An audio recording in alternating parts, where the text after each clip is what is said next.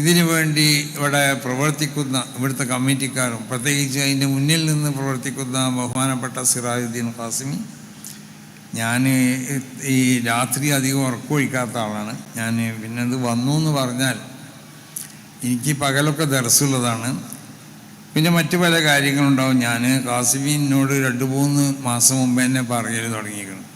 യഥാർത്ഥത്തിൽ ഞാനിതിൻ്റെ ഡയറി നോക്കിയാൽ മനസ്സിലാവും, ഡയറിയിൽ ഇത് എഴുതി വെച്ചിട്ടില്ല. എഴുതി വെക്കാത്തതുകൊണ്ടെന്ന് ചോദിച്ചാൽ ഖാസിമി പറഞ്ഞതാന്നുള്ളൊരു ഓർമ്മ ഉണ്ടാവും, പക്ഷേ ദിവസം എന്താണെന്നുള്ള ഈ ദിവസത്തിലൊക്കെ വേറെ ഓരോ പരിപാടിയാണ് എഴുതി വെച്ചിട്ടുള്ളത്. അതാണ് പരിപാടിയൊക്കെ ഒഴിവാക്കി വന്നതെന്നുണ്ട്. അപ്പോൾ കഴിഞ്ഞ ആഴ്ച ഞാൻ നാട്ടിൽ ജുമാക്ക് വേണ്ടി പോയി അവിടെ ഇരുന്നപ്പോൾ വാങ്ങ് കൊടുക്കുന്നതിന് മുമ്പ് എന്നോട് 2 ആൾ വന്ന് പറഞ്ഞു, 2-ാം തീയതി കേട്ടോ ഖാസിമിൻ്റെ ദിവസം, അത് ഞങ്ങളോട് പറയാൻ പറഞ്ഞു. നമ്മളടുത്തുള്ള ആരോടോ മൂപ്പര് പിന്നെയും ഉണർത്തിക്കാണ്. അപ്പോഴാണ് ഞാൻ 2-ാം തീയതി വേറൊരു സന്നദ്ധാന സമ്മേളനം ഏറ്റിട്ടുണ്ടായിരുന്നു കാസർഗോഡ്, പിന്നെ കണ്ണൂർ ജില്ലയിൽ. അപ്പോൾ അവരോട് ആ സന്നദ്ധാനം നാളേക്ക് ആക്കിക്കൊണ്ട് ഇങ്ങോട്ട് വരാൻ ഞാൻ പിന്നെ ഖാസിമീൻ അത്രമാത്രം പല പ്രാവശ്യം എന്നോട് ഇങ്ങനെ ആവർത്തിച്ച് പറയും. അത് ഈ കൊല്ലമല്ല, കഴിഞ്ഞ കൊല്ലത്തെ പരിപാടിക്കൊക്കെ എന്നെ വിളിച്ചതാണ് ഞാൻ ഓർക്കണത് ഏതായാലും.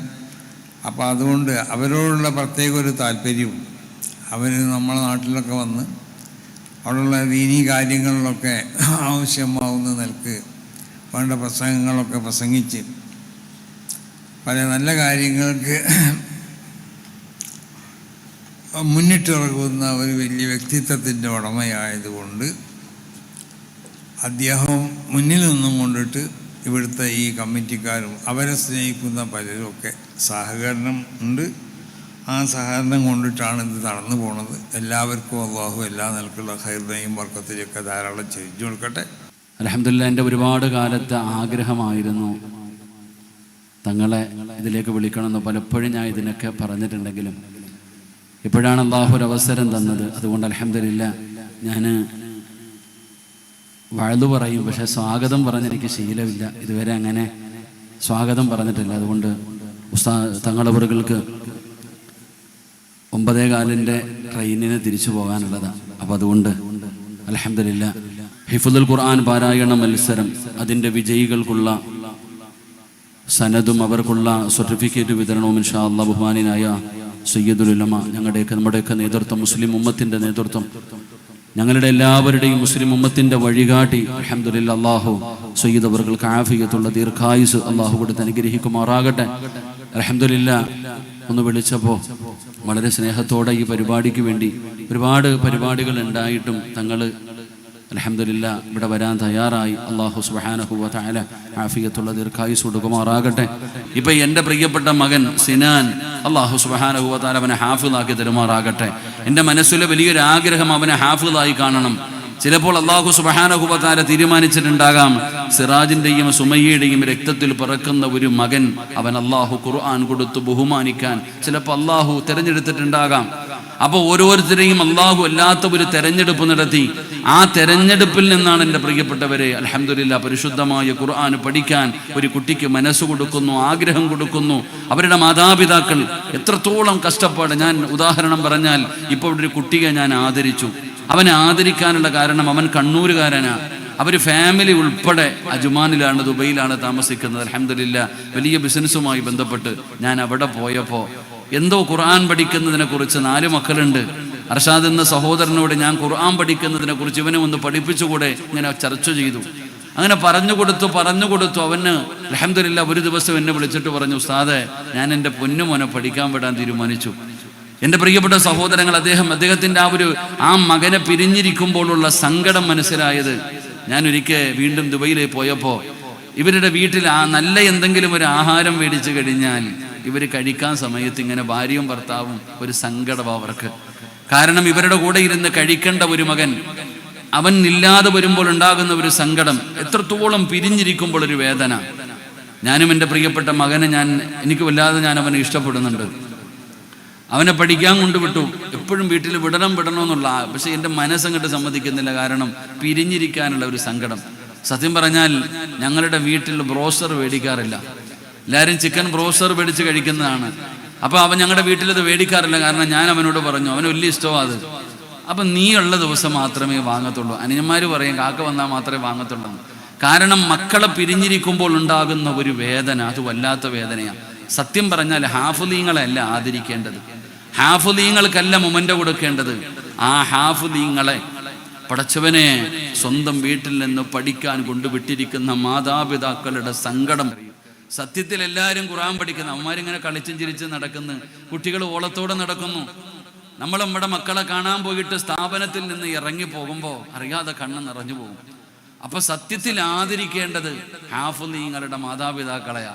എന്തായാലും ഞങ്ങളിവിടെ ആദരിച്ചില്ലെങ്കിലും ഹാഫിളീങ്ങളുടെ മാതാപിതാക്കൾക്ക് അള്ളാഹു നാളെ പരലോകത്ത് കൊടുക്കുന്ന ഒരു ആദരവുണ്ട്.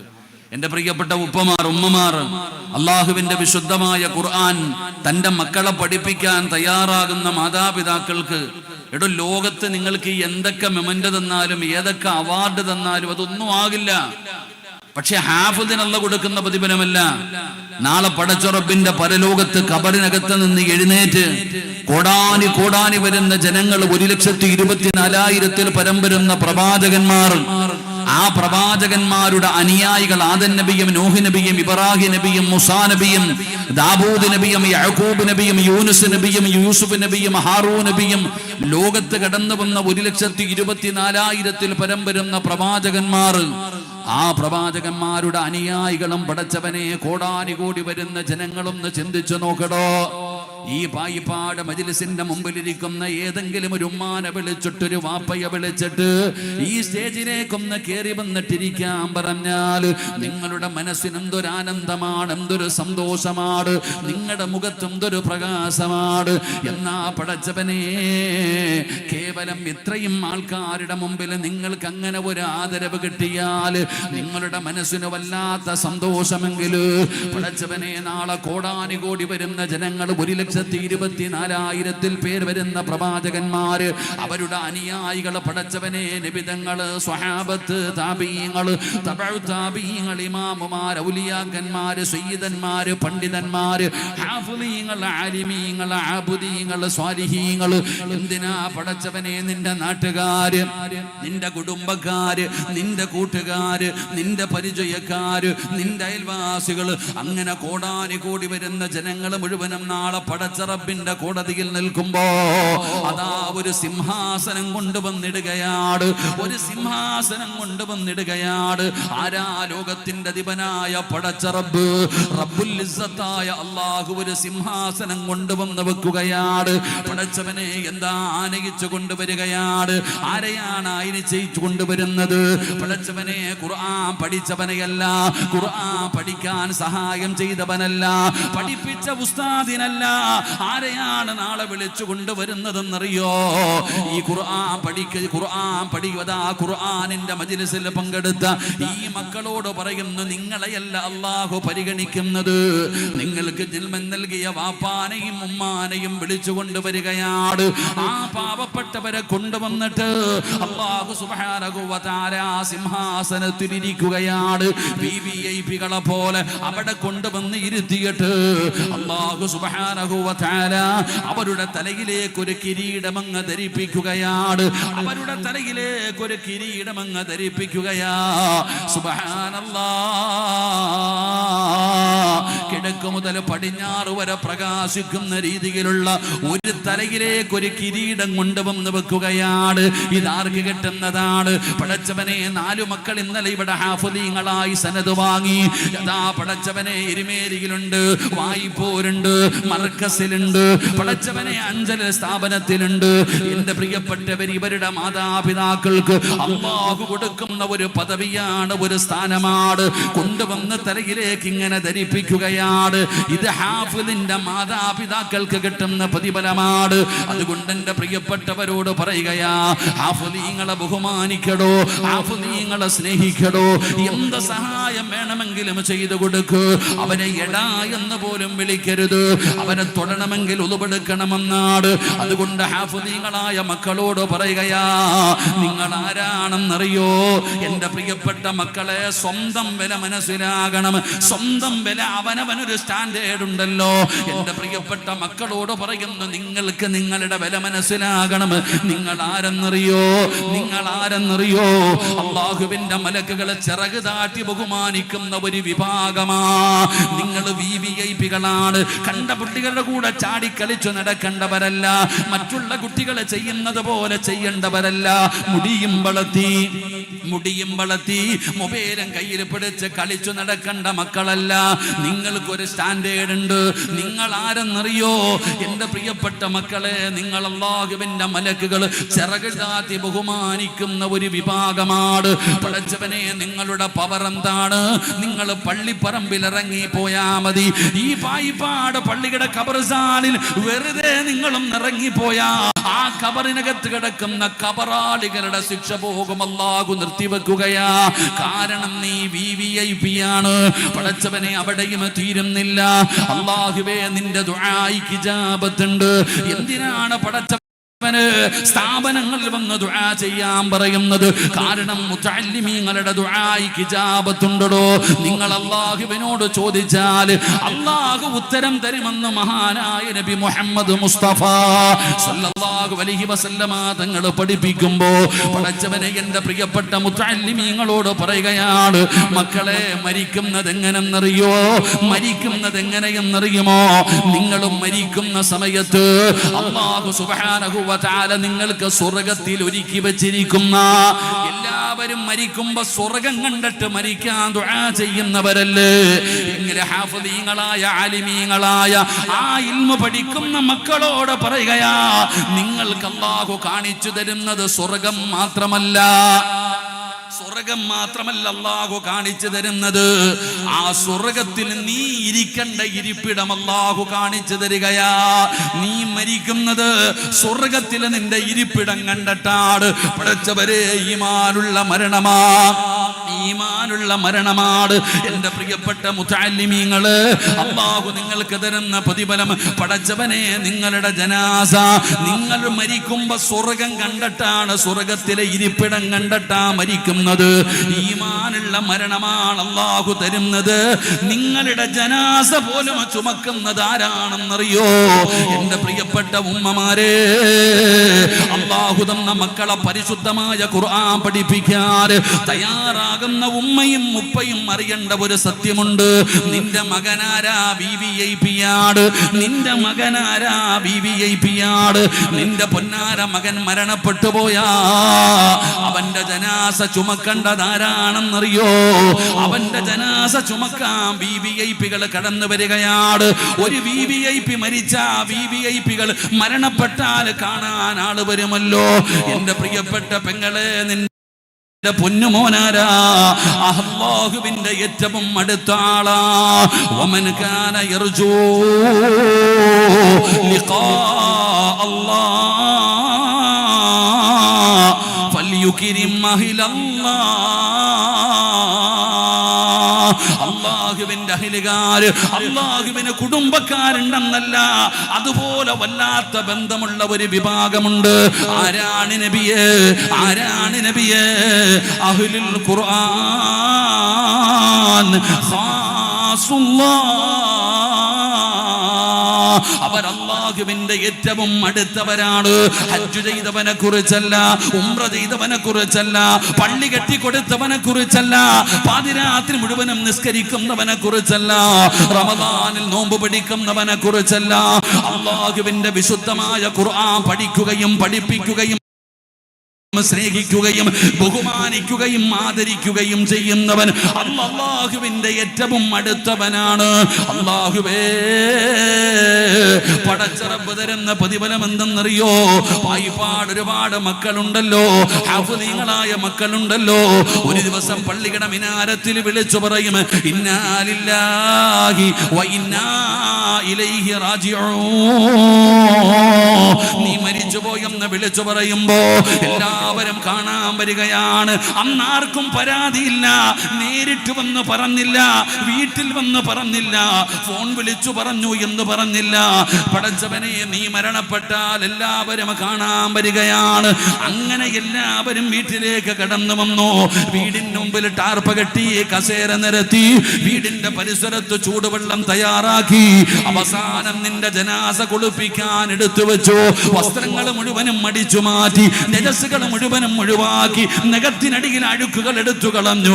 അവസാനം നല്ലതുപോലെ ചെറിയ ചൂടുള്ള വെള്ളത്തിന്റെ അകത്ത് കുളിപ്പിച്ചു. പടച്ചവനെ, അതാ സുഗന്ധമിട്ട വെള്ളം ഒഴിച്ചു, നല്ലതുപോലെ തുടച്ചു വൃത്തിയാക്കി. അവസാനം നിന്നെ വെള്ള തുണിയിൽ പൊതിയുകയാണ്. അല്ലാ, എല്ലാരും ഒന്ന് മാറി നിൽക്കണേ, എല്ലാരും ഒന്ന് മാറി നിൽക്കണേ. എല്ലാവരും തിരക്ക് കൂട്ടിയവര് മുഴുവനും മാറി നിൽക്കുകയാണ്. നിന്റെ പൊന്നുമോനെ എടുത്തുകൊണ്ടുവന്ന് 3 കഷ്ടം തുണിയുടെ മുകളിൽ കൊണ്ടുവന്നു മലർത്തി കിടത്തുകയാ. എല്ലാരും വല്ലാത്ത തിരക്കാട്. അപ്പോഴാണ് തലയുടെ ഭാഗത്തിരിക്കുന്ന ഒരു മനുഷ്യൻ ചോദിക്കുകയാ, പഞ്ഞി എവിടെ? ആ സുഗന്ധം തേച്ച പഞ്ഞി എവിടെ? എന്തിനാ പഞ്ഞി തിരക്കുന്നതെന്നറിയോ? നിനക്കുള്ള ദ്വാരം പഞ്ഞി കൊണ്ടടയ്ക്കുന്നേ, കാണേണ്ടവർ കണ്ടോ, ഇതാ പൊതിയുന്നേ. കാണേണ്ടവരൊക്കെ കണ്ടോ, കാണേണ്ടവരൊക്കെ കണ്ടോ, ഇതാ പൊതിയാൻ പോകുകയാ, പൊതിയാൻ പോകുകയാ. എന്റെ പ്രിയപ്പെട്ടവരെ, ജനാസ പൊതിഞ്ഞു കഴിഞ്ഞു. പള്ളിയിൽ നിന്ന് മയ്യത്ത് കട്ടിൽ കൊണ്ടുവച്ചു. ദുആയുമെല്ലാം കഴിഞ്ഞു. ഇനി 6 പേര് ചുമക്കാൻ പോകുകയാണ്. ഈ ഖുർആൻ പഠിക്കുന്ന, ജുബ്ബയും തൊപ്പിയും ധരിച്ച് നടക്കുന്ന മക്കള്, നിന്റെ ജനാസ ചുമക്കാൻ ആരാടാ കടന്നു വരുന്നത്? നിസ്കരിക്കാത്തവനാണോ ചുമക്കേണ്ടത്? ഖുർആന് എടാ മലയാ ഖുർആൻ പോലും നേരെ ഓതാൻ അറിയാത്തവനാണോ? പടച്ചവനെ, കള്ളും കുടിച്ച് വ്യഭിചരിച്ചു നടക്കുന്നവനാണോ? ആരാ നിന്റെ ജനാസ ചുമക്കേണ്ടത്? നീ VVIP ആണ്, നീ സാധാരണ ഒരാളല്ല. VVIPയുടെ ജനാസ ചുമക്കാൻ VVIPകൾ ഇറങ്ങി വരികയാണ്. ആരാ വരുന്നതെന്നറിയോ? പടച്ചവനെ, നമ്മുടെ നാട്ടിൽ MLA യോ MP യോ മന്ത്രിമാരോ മരിച്ചാൽ ആദരവ് കൊടുക്കുമല്ലോ. പതാ പോലീസുകാര് കടന്നു വരുന്നു, ആകാശത്തേക്ക് വെടിവെക്കുന്നു, ആദരവ് കൊടുക്കുകയാണ്. എന്നാ നീ മരിച്ചാ പടച്ചവനെ, ആരാ വരുന്നതെന്നറിയോ? അല്ലാഹുവിന്റെ സൈന്യം ഇറങ്ങി വരികയാണ്. 70,000-ഓളം വരുന്ന മലക്കുകൾ നിന്റെ വീട്ടിലേക്ക് കടന്നു വരികയാണ്. നിന്റെ ജനാസ ചുമക്കാൻ, നിന്റെ ജനാസ ചുമക്കാൻ. ഉമ്മമാരെ, നിന്റെ പൊന്നാര മകന്റെ ജനാസ ചുമക്കുന്നവര് പറയുന്നു ഭാരമില്ല. നിന്റെ പൊന്നുമോന്റെ ജനാസ ചുമക്കുന്നവര് പറയുന്നു ഈ മയ്യത്തിനു ഭാരമില്ല. ചോദിച്ചു, ഞാൻ പിടിക്കട്ടെ? വേണ്ട വേണ്ട, എത്ര വേണമെങ്കിലും ചുമക്കാൻ അവർക്ക് വല്ലാത്ത ആരോഗ്യമാണ്. കാരണം മലക്കുകളാണ് ചുമക്കുന്നത്. പടച്ചവനെ, സഅദ് റളിയല്ലാഹു തആല അൻഹു ആ സ്വഹാബിയുടെ ജനാസ ചുമന്നതും മലക്കുകളാണ്. നബി തങ്ങൾ തള്ളവിരൽ കുത്തികെട്ടാണ് നടക്കുന്നത്. യാ റസൂലല്ലാഹ്, എന്തേ നബിയേ തള്ളവിരൽ കുത്തികെട്ട് നടക്കുന്നത് എന്തേ നബിയേ? സ്വഹാബാ, മലക്കുകൾ വന്നത് കാരണം എനിക്ക് നടക്കാൻ സ്ഥലമില്ല സഹാബാ. ഈ മക്കളുടെ ജനാസ ചുമക്കാൻ മലക്കുകൾ വരികയാണ്. കൊണ്ടുപോയി പള്ളിയിൽ കൊണ്ടുപോയി നിസ്കരിച്ചു. 6 അടി മണ്ണിനകത്ത് ഇറക്കി വെച്ചു. പെങ്ങളെ, മക്കളോട് വന്ന് എന്തുകൊണ്ട് നിസ്കരിച്ചില്ലടാ, എന്തുകൊണ്ട് നോമ്പ് പിടിച്ചില്ലടാ? പടച്ചവനെ, ഖബറിലെ ചോദ്യം അല്ലാഹു എളുപ്പമാക്കി കൊടുക്കുകയാണ്. പടച്ചറബ്ബേ, എത്ര കൊല്ലം കഴിഞ്ഞാലും നിന്റെ മകന്റെ ശരീരത്തിൽ പുഴുക്കൾ തൊടൂല, മണ്ണ് തൊടൂല. 3 കഴിഞ്ഞാൽ 7 കഴിഞ്ഞാ 11 കഴിഞ്ഞാ വയറ് പൊട്ടുകയാ, കണ്ണൊലിച്ചിറങ്ങുകയാണ്. എന്നാ ഖുർആൻ പഠിച്ച ഒരു മകനെ മണ്ണ് തിന്നാറില്ല, പുഴുക്കൾ തൊടാറില്ല. കാരണം അവന് ഹാഫിളാണ്, ഹൃദയത്തിലെ ഖുർആൻ ചുമക്കുന്നവനാണ്. അവൻ നാളെ ഖബറിനകത്ത് നിന്ന് എഴുന്നേറ്റ് വരുമ്പോ, പെങ്ങളെ, നിന്റെ പൊന്നുമോനോട് അല്ലാഹു പറയുകയാണ്, അവനോട് പറയും, ആ കാണുന്നതാ സ്വർഗം. വയദ്ഖുലൂനൽ ജന്ന ബിഗൈരി ഹിസാബ്. ഹിസാബ്, വിചാരണയില്ലാതെ പൊക്കോ. നിനക്കിന്ന് വിചാരണയില്ല. ഖുർആനല്ലേ നിന്റെ കൂടെയുള്ളത്. അല്ലാഹുവിന്റെ മുമ്പിൽ ഖുർആൻ എന്നിട്ട് പറയുകയാ, പടച്ചവനെ ഇവനെ നീ സ്വർഗം കൊടുക്കണേ അല്ലാ. എന്റെ പെങ്ങളെ, നിന്റെ പൊന്നുമോര് അല്ലാഹുവേ ഹിസാബില്ലാതെ സ്വർഗത്തിലേക്ക് കടന്നു പോകുമ്പോ അല്ലാഹു അവനോട് പറയുമത്രേ, ഒറ്റയ്ക്ക് പോകല്ലേടാ, ഒറ്റയ്ക്ക് പോകല്ലേ. പോകുന്ന സമയത്ത് 40 പേരെ കൂടെ കൊണ്ടുപോക്കോ. അല്ലാഹുവിന്റെ വിശുദ്ധമായ ഖുർആൻ, ആ ഖുർആൻ ഹൃദയത്തിൽ ചുമക്കുന്നവനോട് അല്ലാഹു പറയുകയാ, ഒറ്റയ്ക്ക് പോകണ്ട. പഠിക്കുന്ന കാലത്ത് നിനക്ക് ഭക്ഷണം തന്നവരില്ലേ, വസ്ത്രം വാങ്ങി തന്നവരില്ലേ, ബിൽഡിംഗ് കെട്ടിത്തന്നവരില്ലേ, സൗകര്യം ചെയ്തവ തന്നവരില്ലേ. മക്കളെ, പോകുമ്പോ അവരെ കൂടെ കൊണ്ടുപോകടാ. 40 പേരെ ശഫാഅത്ത് ചെയ്യാനുള്ള അവസരം അല്ലാഹു കൊടുക്കുകയാ. അവന് സ്വർഗത്തിന്റെ മുന്നിലെത്തുമ്പോ റിദ്വാൻ എന്ന് പറയുന്ന മലക്ക് പറയുന്നു, ഓതടാ. അള്ളാന്റെ ഖുർആൻ പഠിച്ച മകൻ സ്വർഗ കവാടം കിടക്കുമ്പോ മലക്ക് പറയുമത്രേ, ഓതടാ നീ ഖുർആൻ. അവൻ ഓരോ ആയത്തോടുമ്പോഴും ഓരോ പദവിയാണ്, ഓരോ ആയത്തോടുമ്പോഴും ഓരോ പദവിയാണ്. എവിടെയാണോ ഓതി തീർക്കുന്നത്, മക്കളെ മറക്കല്ലേടാ. പൊന്നുമോനെ, 114 സൂറത്തുകൾ ഓതി തീരുമ്പോ 6600 പരം വരുന്ന ആയത്തുകൾ നീ ഓതി തീരുമ്പോ എവിടെ എത്തുമെന്നൊന്ന് ചിന്തിക്കും. അല്ലാഹുവിന്റെ സ്വർഗത്തിലെ 100ാമത്തെ പദവിയായ ജന്നാത്തുൽ ഫിർദൗസ്. പടച്ചവരെ, ആ സ്വർഗത്തിലേക്ക് നീ ഞങ്ങളെ എത്തിക്കണേ അല്ലാ. അതാണ് പരിശുദ്ധമായ ഖുർആൻ. അത് പഠിക്കുന്നവർക്കും അതിനുവേണ്ടി, അത് ഞാൻ പറഞ്ഞത്, കുൻ ആലിമൻ ഔ മുതഅല്ലിമൻ ഔ മുഹിബ്ബൻ ഔ മുസ്തമിഅൻ ഫലാ തകുൻ ഖാമിസ. ഏതെങ്കിലും ഒരു വിഭാഗത്തിൽ പെട്ടേക്കാൻ. പായിപ്പാട് പള്ളിയുടെ മുകളിൽ 3-4 മക്കൾ പഠിക്കുന്നുണ്ട്. എങ്ങനെ പൂട്ടിക്കാമെന്നല്ല നോക്കേണ്ടത്, എങ്ങനെ പൈസ കൊടുക്കും, ഇതിനെയൊക്കെ നോക്കിയിട്ട് വല്ല കാര്യമുണ്ടോ, ഇവിടെ ദുനിയാവി വല്ല പ്രയോജനമുണ്ടോ, അതെങ്ങനെയെങ്കിലും പൂട്ടിക്കാനല്ല നോക്കേണ്ടത്. പടച്ചോനെ, 5 എണ്ണമെങ്കിലും ഉണ്ടല്ലോ, അൽഹംദുലില്ലാ. അതിനെ എങ്ങനെ മുന്നോട്ട് കൊണ്ടുപോകാം, അതിനെ എങ്ങനെ നിലനിർത്താം. വീട്ടിനകത്ത് കസേരയ്ക്കകത്തിരുന്ന കോളേജ് വളരൂല. 40 കൊല്ലമായിട്ട് അള്ളാഹു കൊടുത്ത ആയുസ് മുഴുവനും സ്ഥാപനങ്ങൾക്ക് വേണ്ടി മാറ്റിവെച്ച ഒരു മനുഷ്യനായിരിക്കുന്നത്. അള്ളാഹു സ്വർഗം കൊടുക്കുമാറാകട്ടെ. ഞങ്ങളെ കുറിച്ച് തിരിച്ച് ഉസ്താദിനെ ക്ഷണിച്ചിട്ട് വരുമ്പോൾ എൻ്റെ കൂടെ വന്നവർ ഉസ്താദിൻ്റെ മദ്ഹ് പറയുകയാണ്. എടോ, ഇങ്ങനെ അള്ളാഹു തന്ന ആയുസ് ഇങ്ങനെയൊക്കെ സ്ഥാപനങ്ങൾ മുന്നോട്ട് കൊണ്ടുപോകാം. അപ്പം അതുകൊണ്ട് എൻ്റെ പ്രിയപ്പെട്ട സഹോദരങ്ങളെ, ഇവിടെ ഒരു സ്ഥാപനമുണ്ട്. അള്ളാഹു അത് നിലനിർത്തി തരുമാറാകട്ടെ, അള്ളാഹു നിലനിർത്തി തരുമാറാകട്ടെ. അതുകൊണ്ട് ഞാൻ നിർത്തുകയാ, ദുആ ചെയ്യുന്നു. എല്ലാവർക്കും വല്ലാത്ത വാശിയ.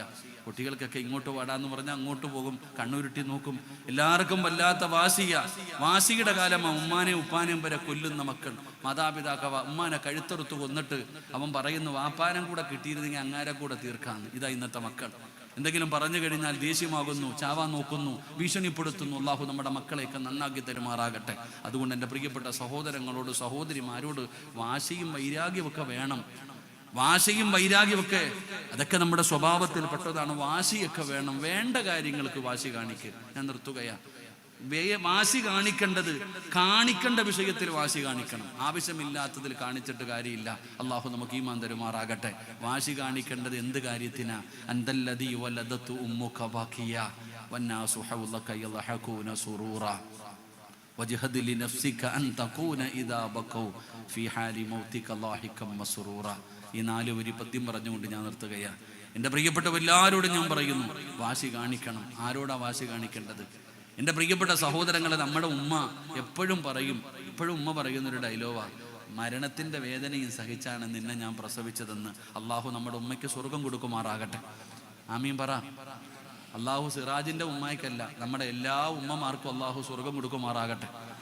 ഒരു നല്ല ആമീൻ പറ. എത്ര ആമീൻ പറഞ്ഞാലും ഉമ്മായിക്ക് പറ്റൂല. എത്ര ആമീൻ പറഞ്ഞാലും ഉമ്മായിക്ക് പകരമാകൂല. സ്വന്തം ഉമ്മാനെ നാട്ടിൽ നിന്ന് ചുമന്നുകൊണ്ടുവന്ന് പരിശുദ്ധമായ കഅബാലയത്തിൽ വന്നിട്ട് ഉമ്മാനെ ചുമന്നുകൊണ്ട് തവാഫ് ചെയ്യുന്ന ഒരു മകനെ കണ്ടു. ഉമ്മാനെ വീട്ടിൽ നിന്ന് ചുമന്നുകൊണ്ടുവന്ന് ഉമ്മയെയും പിടിച്ചുകൊണ്ട് തവാഫ് ചെയ്യുന്ന ഒരു മനുഷ്യനെ കണ്ടപ്പോൾ വല്ലാത്ത സങ്കടം. പടച്ചവനെ, എൻ്റെ ഉമ്മാനെ ഞാൻ ഇങ്ങനാ നോക്കുന്നേ, ഇങ്ങനെയൊക്കെ ചെയ്യുന്നതിന് എനിക്ക് വലിയ പ്രതിഫലം കിട്ടുമല്ലോ, എൻ്റെ ഉമ്മയോടുള്ള കടപ്പാടുകളൊക്കെ തീരുമല്ലോ എന്ന് ചോദിച്ചപ്പോൾ മഹാനായ അനസ് തങ്ങൾ പറഞ്ഞ മറുപടി, നിന്റെ ഉമ്മ ഒരു രാത്രി സഹിച്ചതിന് പകരമാകൂല നീ ഇത് ചെയ്ത. നമ്മുടെ ഉമ്മ അള്ളാഹു സ്വർഗം കൊടുക്കുമാറാകട്ടെ. അപ്പോൾ ഉമ്മ എപ്പോഴും പറയും പ്രസവത്തിന് വല്ലാത്ത വേദനയാണെന്ന്. പായിപ്പാടുള്ള പെണ്ണുങ്ങളും പറയുന്നത് പ്രസവത്തിന് വലിയ വേദനയുണ്ടെന്നാണ്. വേദനയുണ്ടോ അക്കാമാരെ? അസിയണ്ണൻ്റെ അക്കാക്ക ഇരുന്ന് ചിരിക്കുന്നുണ്ട്. ഇവിടെ നിങ്ങൾ പറ, പ്രസവത്തിന് വേദനയുണ്ടോ? ഉണ്ടോ? അപ്പോൾ പ്രസിഡന്റ് എന്നെ നോക്കുക, നമുക്കൊന്നും പ്രസവത്തിൻ്റെ വേദന അറിയത്തില്ല. പെണ്ണുങ്ങൾ പറയുന്നത് വല്ലാത്ത വേദനയാണ്. പണ്ടുള്ള പെണ്ണുങ്ങൾക്ക് പ്രസവം എന്ന് പറഞ്ഞാൽ ഒരു ഹരവായിരുന്നു. ഇങ്ങനെ പ്രസവിക്കുന്ന എത്രയോ പേരുണ്ട്. ഞങ്ങളുടെ അമ്മ തന്നെ 9-10 പ്രസവിച്ചിട്ടുണ്ട്. അല്ലാഹു സ്വർഗം കൊടുക്കുമാറാകട്ടെ. പ്രസവം എന്ന് പറയുന്ന അതിൻ്റെ പേര് തന്നെ സുഖപ്രസവമെന്നാ. സുഖപ്രസവമെന്നാ അതിൻ്റെ പേര് തന്നെ പറയുന്നത്. പ്രസവത്തിന് വേദനയില്ല, വേദനയൊക്കെ ഉണ്ട്. അല്ലാഹു നിങ്ങൾക്ക് പ്രതിഫലം തരുമാറാകട്ടെ. പക്ഷെ മരണത്തിൻ്റെ വേദനയില്ല എന്നാണ് ഞാൻ പറയുന്നത്. കാരണം നിങ്ങൾ പ്രസവിക്കുന്ന സമയം ഒരു ഡോക്ടറും 2-3 നേഴ്സുമാരുമാണ് നിങ്ങളുടെ കയ്യും കാലും പിടിച്ചേ. അത്ര പേരെ നിങ്ങളുടെ കയ്യും കാലും പിടിച്ചു വെച്ചിട്ടുള്ളൂ. പക്ഷെ നമ്മൾ മരിക്കുന്ന സമയത്ത് നമ്മുടെ റൂഹ് പിടിക്കുന്ന മലക്കിൻ്റെ എണ്ണം 70 മുതൽ 70,000 വരെയാണ്. ഒരു കോഴി അറുത്തിട്ട അല്ലാ കാലിട്ടടിക്കും, ചിറകിട്ടടിക്കും, തലകിട്ടടിക്കും, തുള്ളി ചാടിയിട്ട ഒരു കോഴി ചാകുന്നേ, മരണത്തിൻ്റെ വേദന സഹിക്കാൻ പറ്റാതെ. നിന്റെ മച്ച അടുത്ത് കിടന്ന് മരിച്ചിട്ട് നീ അറിഞ്ഞോ ആമിനാത്ത? രാവിലെ വിളിച്ചപ്പോൾ അനങ്ങുന്നില്ല, അറ്റാക്ക് വന്നിട്ടാ മരിച്ചേന്ന്. സ്വന്തം ഭർത്താവ് ഒരു പുതപ്പിന്റെ സൈഡിൽ കിടന്ന് മരിച്ചിട്ട് നീ അറിഞ്ഞിട്ടില്ല, കാലിട്ടടിച്ചില്ല, കഴുത്തിട്ടടിച്ചില്ല, തുള്ളിച്ചാടിയില്ല, നീ അറിഞ്ഞതുപോലും ഇല്ല. എന്തേ? അവർക്ക് മരണവേദന ഇല്ലാഞ്ഞിട്ടാണോ? മരണത്തിൻ്റെ വേദന അവർക്കുണ്ട്. പക്ഷേ അവർക്കൊന്നിനും കഴിയില്ല. കയ്യും കാലും പിടിച്ചു വെക്കാൻ വരുന്ന മലക്കിൻ്റെ എണ്ണമാണ് 70,000. അപ്പം നിങ്ങൾ പറ, 4 പേര് പിടിച്ചതാണോ 70,000 പേര് പിടിച്ചതാണോ വേദന? എൻ്റെ പ്രിയപ്പെട്ട സഹോദരിമാരെ, എങ്കിലും വേദനയുണ്ട്. അള്ളാഹു പ്രതിഫലം നൽകുമാറാകട്ടെ. പക്ഷെ എത്ര വേദന സഹിച്ച ഉമ്മ ആണെങ്കിലും ആ നേഴ്സ് ഇങ്ങനെ കൊണ്ടുവന്നിട്ട് കാണിച്ചു തന്നു, മോന കേട്ടോ, ഇത് നിങ്ങളുടെ മോന, മോളാ കേട്ടോ. ഇങ്ങനെ കാണിച്ചപ്പോൾ ഒരു ചിരി ഉണ്ടായിരുന്നു എല്ലാത്തിൻ്റെ മുഖത്തിലും. നമ്മളെല്ലാവരും ആ കുഞ്ഞിനെ കണ്ടപ്പോൾ ഒരു വല്ലാത്ത ചിരി. പടച്ചവനെ, സിസേറിയൻ നടക്കുന്ന ആ ഓപ്പറേഷൻ തിയേറ്ററിന്റെ മുമ്പിൽ കസേരയുണ്ട്, വാപ്പ ഇരിക്കണില്ല, അങ്ങോട്ടും ഇങ്ങോട്ടും നടക്കുക. ഡോക്ടർ വന്നിട്ട് പറഞ്ഞു, ഇത്തിരി ബുദ്ധിമുട്ടുണ്ട് കേട്ടോ, ഇടയ്ക്കിടയ്ക്ക് പോയി വാതിലിൽ തട്ടുന്നുണ്ട്, ആയോ ആയോ ആയോ എന്ന്. പ്രസവം കഴിഞ്ഞോ, വാപ്പായ്ക്ക് ഇരിപ്പുറക്കുന്നില്ല, അങ്ങോട്ടും ഇങ്ങോട്ടും ഇങ്ങനെ നടക്കുന്നുണ്ട്, ഇടയ്ക്ക് ഇങ്ങനെ കണ്ണ് നിറയുന്നുണ്ട്, അല്ലാ ദിക്റും ദുആക്കെ പറയുന്നുണ്ട്. അപ്പോഴിങ്ങനെ ഇരിക്കുമ്പോഴാ നേഴ്സ് ഇങ്ങനെ വാതില് തുറന്നിട്ട് പറയുന്നു, മകനാകട്ടോ ഒരു തുണിയിൽ പൊതിഞ്ഞിട്ട് ഇങ്ങനെ കാണിച്ചു തന്നു. ഓ സുബ്ഹാനല്ലാഹ്. ഓടിച്ചെന്നിട്ട് ഇങ്ങനെ നോക്കിയിട്ട്, എൻ്റെ പൊന്നുമോൻ എന്തൊരു ചിരി, എന്തൊരു കളി. എൻ്റെ പ്രിയപ്പെട്ട സഹോദരങ്ങളെ, എന്നാൽ ആ ഉമ്മ ചിരിക്കുന്ന സമയത്ത് നമ്മൾ കരയുകയാ. നമ്മുടെ വാപ്പ ചിരിക്കുമ്പോ നമ്മൾ കരയുക. നമ്മൾ നോക്കുന്ന നേഴ്സും ചിരിക്കുന്നു, ശൈത്താനും ചിരിക്കുന്നു, എല്ലാരും ചിരിക്കുന്നു.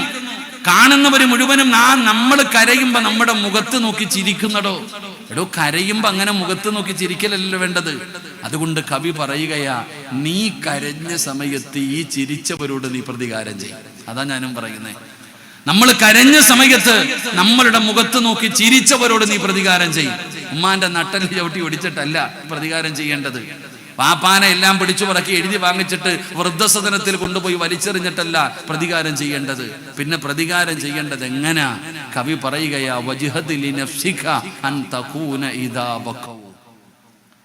കവി പറയാ, വജ്ഹദ് ലിനഫ്സിക അൻ തകൂന ഇദാ ബഖൗ ഫീ ഹാലി മൗതിക ലാഹികം മസ്റൂറാ. എന്നോട് ഞാൻ പറയുന്നു, നിങ്ങളോട് ഞാൻ പറയുകയാണ്, ഈ രംഗം ഏത് വീട്ടിലും കടന്നു വരുമടോ. ഇതുപോലെ ഒരു രംഗം വരാത്ത വീടില്ല സഹോദരാ. പടച്ചവരെ, എപ്പോഴാണെങ്കിലും അങ്ങനെ ഒരു വീട് വരുമല്ലോ, അങ്ങനെ ഒരു നിമിഷം വരുമല്ലോ. പടച്ചവനെ, നമ്മുടെ വീടിന്റെ അകത്ത് വെള്ള തുണിയിൽ ഇങ്ങനെ പുതച്ചിട്ടിരിക്കുകയാണ്. നമ്മുടെ ജനാസ ഇങ്ങനെ പുതച്ചിടുമ്പോ റബ്ബേ എന്തൊരു നിലവിളിയാണെന്നറിയോ. പടച്ചവനെ, നമ്മുടെ വീടുകളിൽ വല്ലാത്ത നിലവിളിയാണ്. പ്രായമായവർ മരിക്കുന്നത് പോലെയല്ല, പ്രായം കുറഞ്ഞവർ കടച്ചവനെ. 2 ദിവസം മുമ്പാണ് ഈ പായിപ്പാടൊരു ചെറുപ്പക്കാരൻ മരണപ്പെട്ടു പോയത്. അവനെ കുറിച്ച് പറയുമ്പോ പടച്ചവനെ, ചെറുപ്പക്കാരുടെ കണ്ണ് നിറയുകയാണ്. ഇരിക്കുന്ന ഓരോ ചെറുപ്പക്കാര് അവനെ കുറിച്ച് പറയുമ്പോ സങ്കടമാണ്. ഉസ്താദേ, 10 വയസ്സിന്റെ താഴെ പ്രായമുള്ള 2 പിഞ്ചു മക്കളാ ഉസ്താദ്. അല്ലാഹുവേ നീ ക്ഷമ കൊടുക്കണേ പടച്ചവന്. ആ പൊന്നുമോന്റെ ഖബറിടം നീ സ്വർഗമാക്കണേ തമ്പുരാന്. എന്റെ പ്രിയപ്പെട്ടവരെ വല്ലാത്ത സങ്കടമാണ്. ആ ജനാസ പുതിയ സമയമാകുമ്പോ ആരോ പറയുന്നുണ്ട് പൊതിയല്ലേ പൊതിയല്ലേ പൊതിയല്ലേ. ഉമ്മാനും അവസാനമായിട്ട് കാണാൻ ആഗ്രഹമുണ്ട്, വാപ്പയ്ക്ക് അവസാനമായിട്ടൊന്ന് കാണാൻ ആഗ്രഹമുണ്ട്. ആ വെള്ള തുണിക്കകത്ത് ഇങ്ങനെ പുതച്ച് കിടത്തുന്ന സമയം ഉമ്മ ചോദിക്കുന്നു, എന്റെ പൊന്നുമോനെ കൊണ്ടുപോകല്ലേ, എന്റെ പൊന്നുമോനെ കൊണ്ടുപോകല്ലേ, എനിക്കൊന്ന് അവസാനമായിട്ട് എന്റെ പൊന്നുമോനെയൊന്ന് കാണണം. വീടിന്റെ പരിസരത്ത് തളർന്നിരിക്കുന്ന അത്ത, പടച്ചവനെ നമ്മുടെ വാപ്പ തളർന്നിരിക്കുകയാണ്. കൂടപ്പിറപ്പ് സർവ്വതും തകർന്നതുപോലെ പ്രിയപ്പെട്ട ഭാര്യയുടെ ശബ്ദം പോലും പുറത്തു വരുന്നില്ല. എല്ലാരും കരഞ്ഞ് സങ്കടപ്പെട്ടിരിക്കുമ്പോ അതാ 2-3 പേരിങ്ങനെ താങ്ങി പിടിച്ചു കൊണ്ടുവരികയാണ്. ഈ സദസ്സിലിരിക്കുന്ന ഓരോരുത്തരോടും പറയുകയാണ്, നിന്റെ ഉമ്മ വരികയാണ്, നിന്റെ വാപ്പ വരികയാണ്, നിന്റെ കൂടപ്പിറപ്പ് വരികയാണ്, നിന്റെ കൂട്ടുകാര് കടന്നു വരികയാണ്. അവസാനമായിട്ട് നിന്നെ ഒന്ന് കാണാൻ നിന്റെ ജനാസയുടെ ചാരത്തേക്ക് കടന്നു വരുന്ന രംഗമൊന്ന് ചിന്തിക്ക്. ഉമ്മ വല്ലാതെ കരയുകയാണ്. ശമവിട്ട ഉമ്മയും പൊന്നുമകനെ എന്നെ കൈവിട്ടു പോന്നോ കാണലെന്നാ പൊന്നേ. നെഞ്ചു പൊട്ടി കരന്നിട്ടാണ് ഉമ്മ കടന്നു വരുന്നത്, വാപ്പ കടന്നു വരുന്നത്, കൂടപ്പിറപ്പ് കടന്നു വരുന്നത്, ഭാര്യ സന്താനങ്ങൾ കടന്നു വരുന്നത്. എല്ലാവരും കരഞ്ഞുകൊണ്ട് നിന്റെ ചാരത്തേക്ക് കടന്നു വരികയാണ്. മുഖത്തിട്ടിരിക്കുന്ന വെള്ളത്തുണി ഉയർത്തുകയാണ്. ചിന്തിക്കടാ ചെറുപ്പക്കാരാ, പെങ്ങളെ ചിന്തിക്കു പൊന്നുമോള്. ആ മുഖത്തിട്ടിരിക്കുന്ന വെള്ളത്തുണി ഉയർത്തുമ്പോ പടച്ചവരെ എന്റെ പൊന്നാര മകന്റെ മുഖത്തെന്തോ പ്രകാശമല്ല, എന്തൊരു ഗ്ലാമറല്ല. എന്റെ പൊന്നുമോന്റെ മുഖത്തെന്തോ പ്രകാശമാണ്.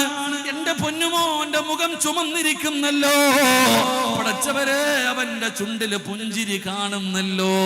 അല്ലാഹുവേ നെഞ്ചു പൊട്ടികെട്ടുമ്മ കരയുകയാണ്, കൂടപ്പിറപ്പ് കരയുകയാണ്, കുടുംബക്കാര് കരയുകയാണ്.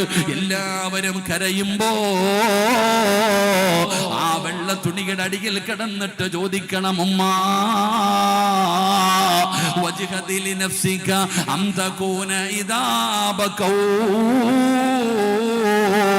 ഫീ ഹാലി മൗതിക ലാഹികം മസ്റൂറാ. ഞാൻ കരഞ്ഞപ്പോ നിങ്ങൾ എല്ലാവരും ചിരിച്ചവരല്ലേ, ഞാൻ കരഞ്ഞപ്പോ നിങ്ങളൊക്കെ ചിരിച്ചില്ലേ. ഇന്ന് നിങ്ങളൊക്കെ നെഞ്ചു പൊട്ടിയിട്ട് കരയുമ്പോ എന്റെ മുഖത്തേക്ക് നോക്കുവാപ്പാ, എന്റെ മുഖത്തേക്ക് നോക്കുമ്മ. എന്തൊരു പ്രകാശമാ, എന്തൊരു സന്തോഷമാ. അതുകൊണ്ട് വഅദ കേൾക്കാമെന്നവരോട് പറയുകയാണ്, സഹോദരാ നീ മരിച്ചാ നിന്റെ മുഖം ജനങ്ങൾ മറക്കരുത്, നിന്റെ മുഖം ജനങ്ങൾ മറക്കരുത്. ഒരു നല്ല മരണത്തെ കുറിച്ച് പറഞ്ഞ എല്ലാവരുടെ മനസ്സിലേക്ക് നിന്റെ മുഖം കടന്നു വരണം. അല്ലാഹുവേ എല്ലാവരും കരയുമ്പോ നീ ഞങ്ങളെ ചിരിപ്പിക്കണേ അല്ലാ. ഈ ലോകത്ത് നിന്ന് യാത്ര പറയുമ്പോ ഈമാനുള്ള മരണം തരണേ അല്ലാ. ഈ ഒരുമിച്ച് കൂടിയത് അതിനൊരു സബബാക്കണേ അല്ലാ. അതിനുവേണ്ടി പരിശ്രമിക്ക്. അല്ലാഹു ഭാഗ്യം നൽകി അനുഗ്രഹിക്കുമാറാകട്ടെ.